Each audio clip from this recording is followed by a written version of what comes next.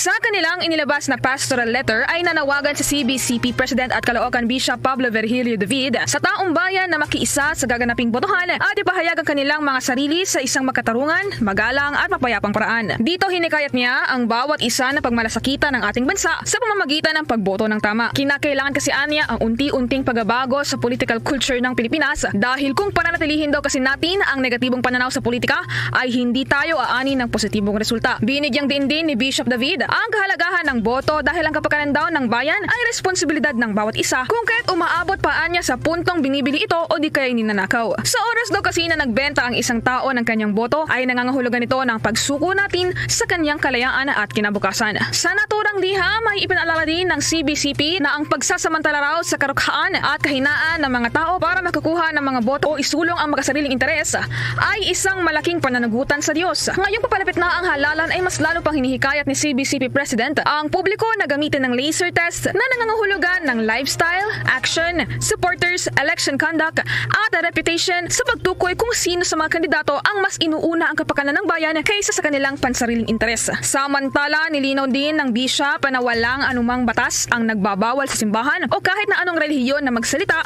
at makibahagi pagdating sa politika, lalo na't nakatayaan niya ang anumang kabutihan, katotohanan, buhay at kapakanan ng lahat dito. Ang prinsipyo daw kasi ng paghiwalay ng simbahan at estado ay para igalang daw ng gobyerno ang malayang kasanayan ng relihiyon. Giit niya, ang gobyerno daw ang pinagbabawalan na magtatag ng relihiyon na pang-estado. Magugunita na una rito ay nagsagawa ng iba pang hakbang ang ilang mga pari tulad na lamang ng kanilang ginawang alay lakad kasabay ng paggunita sa anibersaryo ng Gumburza, hinggil pa rin sa panawagan nito para sa isang mapayapa, malinis at tapat na eleksyon sa ating bansa. So tulad ng sinabi ko, yung interview ay naging makabuluhan. Marami pong natutunan, nasubukan natin kung sino sila at magagaling sila. Especially si Bongbong Marcos. Nakaprepare talaga siya sa lahat ng kanyang gagawin kung sakaling siya bigyan ng pagkakataon ng taong bayan bilang Pangulo ng ating bansa. Pang-17 President, hindi ako nagkakamali. Pero, well, gusto kong iparinig sa inyo ang ilan sa bahagi ng kanyang pagsagot tungkol sa tanong ng style ng kanyang leadership. Mahalaga ito dahil napakaraming Pilipinong may mga problema at dapat pangasiwaan sa susunod na 6 na taon. Kaya mahalaga yan. Okay. Yes, ma'am. I have a sense that this will be the last time I shall interact with you in a venue like this.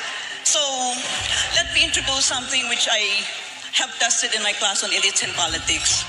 And this involves moving into an area called predicting leadership decision-making. So I hope you don't mind if I give you 3 short questions, but they are related to each other. And it will give our people a chance to know you in terms of your leadership style.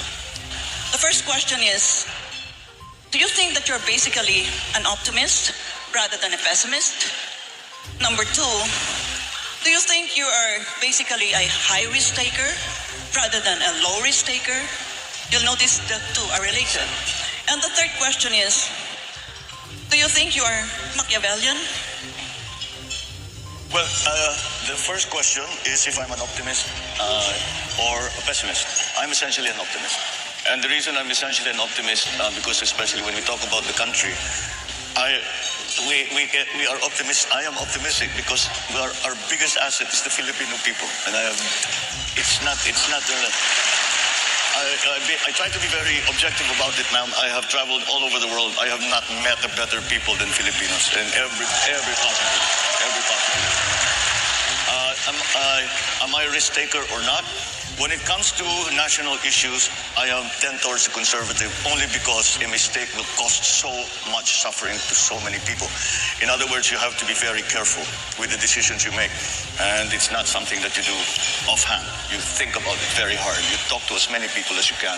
And you make absolutely certain that you have done everything that you can possibly do to make whatever your plan is, to make it work.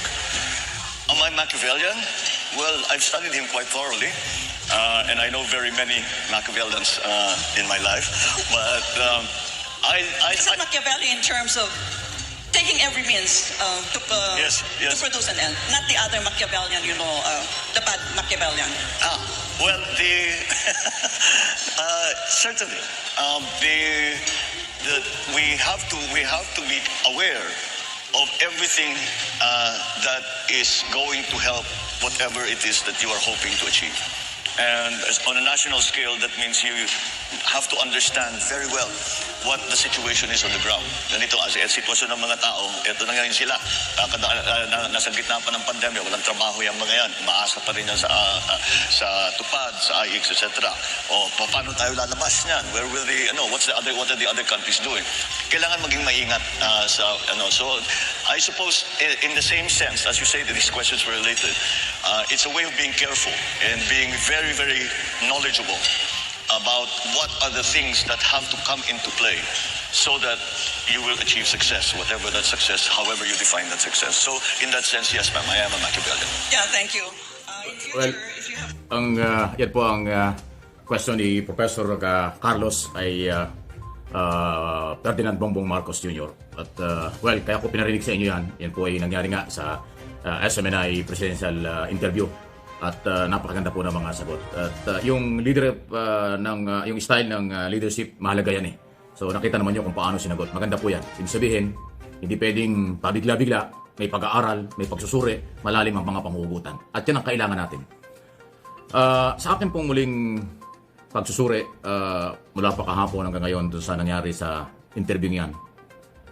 Pasintabi na po doon sa iba. Lahat sila magagaling. Pero talagang lumutang ang karanasan at kanyang plataforma at kanyang magagawa sa ating bansa, itong si Bongbong Marcos. Kita naman nyo, kahit doon sa yung pagdating niya kahapon, grabe, doon sa red carpet talagang dinumog na ng tao. Kahit nasa loob ng hotel, ay napakarami yung mga followers. So, ganun katindi ang dating. So, itong interview ito, lalo pa ho itong nagpalakas kay Bongbong Marcos, Sara Duterte. At mapapansin po niyo ito sa susunod na ilang araw o linggo sa kailang pag-ikot. By the way, ngayong araw na ito, nasa sa Mindanao siya, South Cotabato. Parang kaunting tulog lang kagabi. Tapos lilipad kanina, tapos ay nagrally naman sila. Ang daming tao sa Mindanao. Yung Mindanao, pinasok na ni Bongbong Marcos ulit. So, yan po. Habang papalapit, kung di ako nagkakamali, parang 43 o 42 days na lang before ang eleksyon. Malayo na ito. At sa aking personal observation, talagang ang laki ng tsansa ng mga Marcos supporters, Marcos followers, dito at sa abroad na magtagumpay. Sa nakikitang galing. Alam niyo, describe ko lang ho ng maigsi. Yung style ni Marcos, ni Bongbong Marcos, talagang junior eh. Yung galaw, pagsasalita, hindi nagagalit, parang talagang napaka-humble at yung talino. Sunod, na napansin ko rin yung style ng hair niya, style ng polo niya. Kita niyo yung naka-jacket siya, pero yung kanyang barong ay yung putol dito. Yung style ng mga barong na sinusuot ng kanyang ama, dating Pangulong Marcos Sr. ng araw. Short lang yan eh, na barong. Tapos yung bitin dito, yung cut na bigla, hindi yung kasintabi ng lumang style, pero yun pa rin ang ginagamit niya. So talagang ganon ang style. Junior na junior sa pananamit, sa pagsasalita, sa style, at yung kanyang pagharap sa lahat ng mga challenge. Yun po yung aking observation. So, kapit lang. Huwag kayong mawala ng pag-asa. Malinis na eleksyon sa Mayo 9. Magtatagumpay ang maraming mga Pilipinong ang tingin nila panahon ni Marcos itong 2022. Samantala, yan po muna ang ating pinag-usapan. Maraming pong salamat.